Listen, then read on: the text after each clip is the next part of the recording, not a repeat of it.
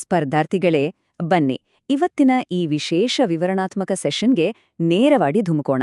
ಹಳೆಯ ಪ್ರಶ್ನೆಪತ್ರಿಕೆಗಳನ್ನು ಸುಮ್ಮನೆ ಒಣ ಓದುವಿಕೆ ಮಾಡುವುದರ ಬದಲು ಸ್ಪರ್ಧಾತ್ಮಕ ಪರೀಕ್ಷೆಗಳಲ್ಲಿ ಕೇಳಲಾಗುವ ಬಾಹ್ಯಾಕಾಶ ಮತ್ತು ಖಗೋಳಶಾಸ್ತ್ರದ ಪ್ರತಿಯೊಂದು ಪ್ರಶ್ನೆಯ ಹಿಂದಿರುವ ಅಸಲಿ ಕಾನ್ಸೆಪ್ಟ್ ಅನ್ನು ಇಂದು ಪಕ್ಕಾ ಕ್ಲಾಸ್ ರೂಮ್ ಶೈಲಿಯಲ್ಲಿ ಕಲಿಯಲಿದ್ದೇವೆ.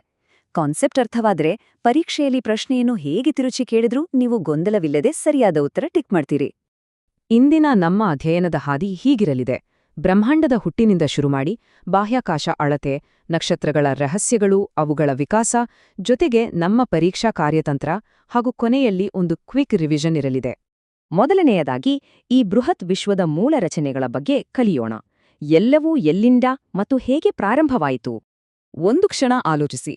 ಕೇವಲ ನಮ್ಮ ಸೌರಮಂಡಲವಲ್ಲ, ಬದಲಾಗಿ ನಮ್ಮ ಸುತ್ತಮುತ್ತಲಿರುವ ಈ ಇಡೀ ಬೃಹತ್ ವಿಶ್ವ, ಅಗಾಧವಾದ ಗ್ಯಾಲಕ್ಸಿಗಳು, ಇವೆಲ್ಲವೂ ಒಮ್ಮೆಲೆ ಹೇಗೆ ಉಗಮವಾಯಿತು? ಇದರ ಹಿಂದಿನ ವೈಜ್ಞಾನಿಕ ಸತ್ಯವೇನು? ಇದಕ್ಕೆ ಉತ್ತರವೇ ಬಿಗ್ ಬ್ಯಾಂಗ್ ಸಿದ್ಧಾಂತ. RSI 2015 ಪರೀಕ್ಷೆಯಲ್ಲಿ ಬ್ರಹ್ಮಾಂಡದ ಉಗಮವನ್ನು ವಿವರಿಸುವ ಅತ್ಯಂತ ಸ್ವೀಕೃತವಾದ ಸಿದ್ಧಾಂತ ಯಾವುದು ಎಂದು ನೇರವಾಗಿ ಕೇಳಲಾಗಿತ್ತು. ಸರಿಯಾದ ಉತ್ತರ ಬಿಗ್ ಬ್ಯಾಂಗ್. ಹಾಗಾದ್ರೆ ಈ ಅದ್ಭುತ ಕಾನ್ಸೆಪ್ಟ್ ಅನ್ನು ಮೊದಲು ಪ್ರಸ್ತಾಪಿಸಿದವರು ಯಾರು? ಎಡ್ವಿನ್ ಹಬಲ್ ಅಥವಾ ಯಾವುದೋ ಗ್ರೀಕ್ ತತ್ವಜ್ಞಾನಿಗಳ? ಖಂಡಿತ ಅಲ್ಲ. RSI 2016 ಪರೀಕ್ಷೆಯಲ್ಲಿ ಇದೇ ಪ್ರಶ್ನೆ ಬಂದಿತು. ಇದನ್ನು ಮೊದಲು ಸಲಹೆ ಮಾಡಿದ್ದು ಜಾರ್ಜಸ್ ಲೆಮೈಟ್ರೆ ಎಂಬೊಬ್ಬ ಬೆಲ್ಜಿಯಂ ದೇಶದ ಪಾದ್ರಿ. ಈಗ ಮತ್ತೊಂದು ಅದ್ಭುತವಾದ ಕಾನ್ಸೆಪ್ಟ್ ಅನ್ನು ಗಮನಿಸಿ. ಕೋಟ್ಯಾಂತರ ನಕ್ಷತ್ರಗಳನ್ನು ಒಟ್ಟಿಗೆ ಸೇರಿಸಿ ಒಂದು ಗ್ಯಾಲಕ್ಸಿಯನ್ನು ರೂಪಿಸುವ ಆ ಕಾಸ್ಮಿಕ್ ಗ್ಲೂ ಅಥವಾ ಅಗೋಚರ ಶಕ್ತಿ ಯಾವುದು? ಅದೇ ಗುರುತ್ವಾಕರ್ಷಣ ಶಕ್ತಿ, ಅಂದ್ರೆ ಗ್ರಾವಿಟಿ. ಅಸಿಸ್ಟೆಂಟ್ ಅಗ್ರಿಕಲ್ಚರಲ್ ಆಫೀಸರ್ 2017 ಪರೀಕ್ಷೆಯಲ್ಲಿ ಈ ಪ್ರಶ್ನೆ ಕೇಳಲಾಗಿತ್ತು. ಗುರುತ್ವಾಕರ್ಷಣೆಯಿಂದಾಗಿ ಬೃಹತ್ ಸಂಖ್ಯೆಯ ತಾರೆಗಳನ್ನು ಹಿಡಿದಿಟ್ಟುಕೊಳ್ಳುವ ವ್ಯವಸ್ಥೆಯೇ ಗ್ಯಾಲಕ್ಸಿ. ಇದು ಸುಮ್ಮನೆ ಒಂದು ನಕ್ಷತ್ರಪುಂಜ ಅಲ್ಲ ಅನ್ನೋದು ಸ್ಪಷ್ಟವಾಗಿ ನೆನಪಿರಲಿ. ಗ್ಯಾಲಕ್ಸಿಗಳ ಬಗ್ಗೆ ಮಾತನಾಡುವಾಗ ನಮ್ಮ ಸ್ವಂತ ಮನೆಯಾದ ಮಿಲ್ಕಿ ವೇ ಅಥವಾ ಕ್ಷೀರಪಥದ ಬಗ್ಗೆ ತಿಳಿಯಲೇಬೇಕು. PC 2019 ಪರೀಕ್ಷೆಯಲ್ಲಿ ನಮ್ಮ ಗ್ಯಾಲಕ್ಸಿಯ ಹೆಸರನ್ನೇ ಕೇಳಲಾಗಿತ್ತು, ಹಾಗೂ CPC 2021ರಲ್ಲಿ ಇದರ ಆಕಾರವೇನು ಎಂಬ ಪ್ರಶ್ನೆ ಬಂದಿತ್ತು. ಇದು ಸ್ಪೈರಲ್ ಶೇಪ್ ಅಥವಾ ಸುರುಳಿ ಆಕಾರದಲ್ಲಿದೆ. ಇನ್ನು SDA 2008ರ ಪರೀಕ್ಷೆಯಲ್ಲಿ ಗ್ಯಾಲಕ್ಸಿಯನ್ನು ಗುರ್ತಿಸಲು ಹೇಳಿದಾಗ ಆಂಡ್ರೋಮೀಡಾ ಸರಿಯಾದ ಉತ್ತರವಾಗಿತ್ತು, ಏಕೆಂದರೆ ಆಂಡ್ರೋಮೀಡಾ ಕೂಡ ಮಿಲ್ಕಿ ವೇಯಂತೆಯೇ ಮತ್ತೊಂದು ಪ್ರಮುಖ ಗ್ಯಾಲಕ್ಸಿಯಾಗಿದೆ. ಬ್ರಹ್ಮಾಂಡದ ರಚನೆಗಳನ್ನು ನೋಡಿದ ನಂತರ ವಿಜ್ಞಾನಿಗಳು ಈ ಅಗಾಧವಾದ ಅಂತರವನ್ನು ಹೇಗೆ ಅಳೆಯುತ್ತಾರೆ ಎಂಬ ಕುತೂಹಲಕಾರಿ ವಿಷಯದ ಕಡೆಗೆ ಸಾಗೋಣ. ಇಲ್ಲಿ ಬಹುತೇಕ ಸ್ಪರ್ಧಾರ್ಥಿಗಳು ಮಾಡುವ ಸಾಮಾನ್ಯ ತಪ್ಪು ಯಾವುದು ಗೊತ್ತಾ? ಲೈಟ್ ಇಯರ್ ಅಥವಾ ಬೆಳಕಿನ ವರ್ಷ ಎಂಬ ಪದ. ESI 2009 ಪರೀಕ್ಷೆಯಲ್ಲಿ ಈ ಪರಿಕಲ್ಪನೆಯ ಮೇಲೆ ಪ್ರಶ್ನೆ ಇತ್ತು. ವರ್ಷ ಎಂಬ ಪದ ನೋಡಿದ ತಕ್ಷಣ ಇದು ಸಮಯವನ್ನು ಅಳೆಯುತ್ತದೆ ಎಂದು ತಪ್ಪಾಗಿ ಮಾರ್ಕ್ ಮಾಡ್ತಾರೆ. ಆದರೆ ವಾಸ್ತವವಾಗಿ ಲೈಟ್ ಇಯರ್ ಎಂಬುದು ಬಾಹ್ಯಾಕಾಶದಲ್ಲಿನ ದೂರವನ್ನು ಅಳೆಯುವ ಏಕಮಾನವಾಗಿದೆ. ಈ ಟ್ರ್ಯಾಪ್ಗೆ ಇನ್ನು ಮುಂದೆ ನೀವು ಖಂಡಿತ ಬೀಳ್ಬಾರ್ದು. ಪರೀಕ್ಷೆಯ ದೃಷ್ಟಿಯಿಂದ ಒಂದು ಸಣ್ಣ ಐತಿಹಾಸಿಕ ಮಾಹಿತಿಯನ್ನು ಮೆಲುಕು ಹಾಕೋಣ. 2009ರ ಆಸುಪಾಸ್ನಲ್ಲಿ ನಮ್ಮ ಸೌರಮಂಡಲದ ಹೊರಗಡೆ, ಅಂದರೆ ಬೇರೆ ನಕ್ಷತ್ರಗಳ ಸುತ್ತೂ ಸುಮಾರು 30 ಮಲ್ಟಿ ಪ್ಲಾನೆಟ್ ಸಿಸ್ಟಮ್ಗಳನ್ನು ಪತ್ತೆಹಚ್ಚಲಾಗಿತ್ತು. ಈ ತರಹದ ಫ್ಯಾಕ್ಟ್ಸ್ಗಳು ಪ್ರಶ್ನೆಗಳ ಸ್ವರೂಪವನ್ನು ಅರ್ಥಮಾಡಿಕೊಳ್ಳಲು ಸಹಾಯ ಮಾಡುತ್ತವೆ. ಬಾಹ್ಯಾಕಾಶದ ಆಳದಿಂದ ಸ್ವಲ್ಪ ಹೊರಬಂದು ನಮ್ಮ ನಿಜವಾದ ಗುರಿಯಾದ ಪರೀಕ್ಷಾ ಕಾರ್ಯತಂತ್ರದ ಬಗ್ಗೆ ಒಂದೆರಡು ಮಾತುಗಳನ್ನ ಆಡೋಣ. ಸ್ಪರ್ಧಾತ್ಮಕ ಪರೀಕ್ಷೆಗಳಲ್ಲಿ ಗೆಲ್ಲುವುದು ಕೇವಲ ಅದೃಷ್ಟದ ಆಟವಲ್ಲ. ಯಶಸ್ಸು ಸಂಪೂರ್ಣವಾಗಿ ಕಾನ್ಸೆಪ್ಟ್ ಕ್ಲಾರಿಟಿ, ನಿರಂತರತೆ ಮತ್ತು ಸರಿಯಾದ ರಿವಿಷನ್ ಮೇಲೆ ನಿಂತಿದೆ.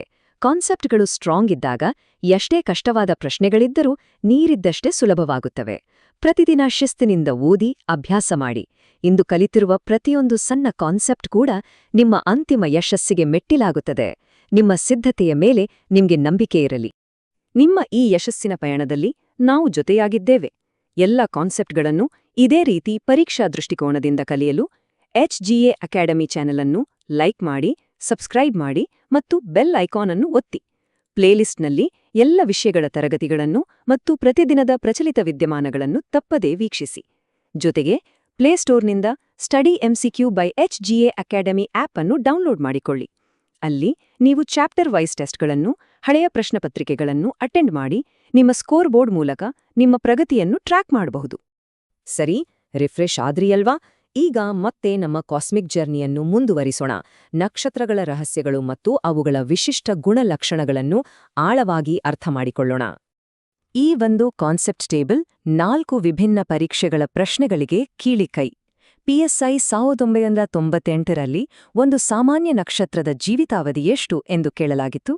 ಉತ್ತರ 5 ಬಿಲಿಯನ್ ವರ್ಷಗಳು. KSSIF PC 2017ರ ಪ್ರಶ್ನೆಯ ಪ್ರಕಾರ ನಕ್ಷತ್ರಗಳ ಬಣ್ಣವು ಏನನ್ನು ಸೂಚಿಸುತ್ತದೆ?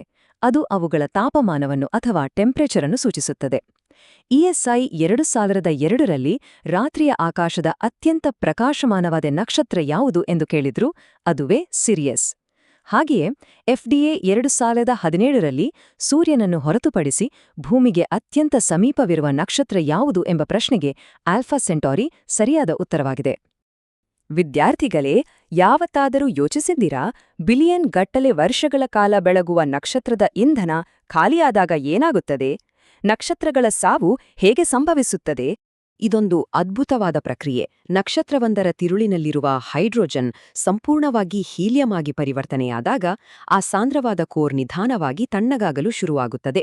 ಈ ಅಂತಿಮ ಹಂತವನ್ನು ವೈಟ್ ಡ್ವಾರ್ಫ್ ಅಥವಾ ಶ್ವೇತಕುಬ್ಜ ಎಂದು ಕರೆಯುತ್ತಾರೆ. RFO 2012 ಹಾಗೂ KES 2008ರ ಪರೀಕ್ಷೆಗಳಲ್ಲಿ ಸೂರ್ಯನಂತಹ ನಕ್ಷತ್ರವು ಅಂತಿಮವಾಗಿ ಯಾವ ಸ್ಥಿತಿಯನ್ನು ತಲುಪುತ್ತದೆ ಎಂದು ಕೇಳಲಾಗಿತ್ತು. ಸರಿಯಾದ ಉತ್ತರ ವೈಟ್ ಡ್ವಾರ್ಫ್. ನ್ಯೂಟ್ರಾನ್ ಸ್ಟಾರ್ ಅಂತ ಕನ್ಫ್ಯೂಸ್ ಮಾಡ್ಕೊಳ್ಬೇಡಿ. ಇನ್ನು ಕಪ್ಪು ರಂಧ್ರ ಅಥವಾ ಬ್ಲ್ಯಾಕ್ ಹೋಲ್ ಎಂದರೇನು? KSISF PSI 2020 ಪರೀಕ್ಷೆಯಲ್ಲಿ ಆಯ್ಕೆಗಳು ಎಷ್ಟೊಂದು ಗೊಂದಲಮಯವಾಗಿದ್ದವು. ಅಂದರೆ ಇದೊಂದು ಚಂದ್ರನ ಇನ್ನೊಂದು ಬದಿ ಎಂಬ ಆಪ್ಷನ್ ಕೂಡ ಇತ್ತು. ಆದರೆ ಕಾನ್ಸೆಪ್ಟ್ ಏನೆಂದರೆ, ಇದು ಬೃಹತ್ ನಕ್ಷತ್ರವೊಂದು ಕುಸಿದಾಗ ನಿರ್ಮಾಣವಾಗುವ ಪ್ರದೇಶ.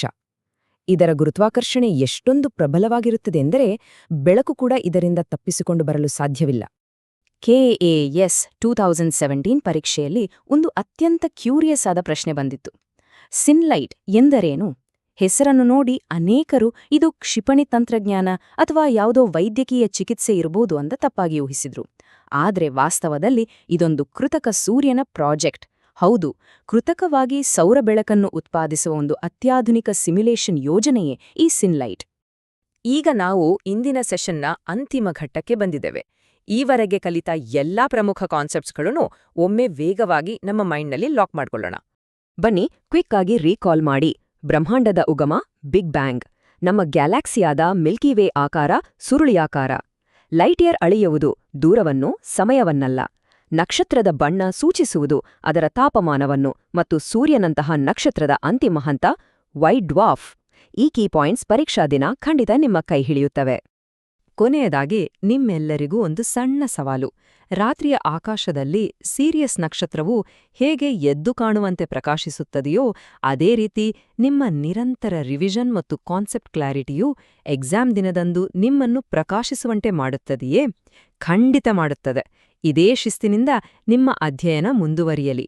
ಮುಂದಿನ ಸೆಷನ್ನಲ್ಲಿ ಮತ್ತಷ್ಟು ಹೊಸ ಇಂಟ್ರೆಸ್ಟಿಂಗ್ ಕಾನ್ಸೆಪ್ಟ್ಗಳೊಂದಿಗೆ ಭೇಟಿಯಾಗೋಣ. ಎಲ್ಲರಿಗೂ ಒಳ್ಳೆಯದಾಗಲಿ.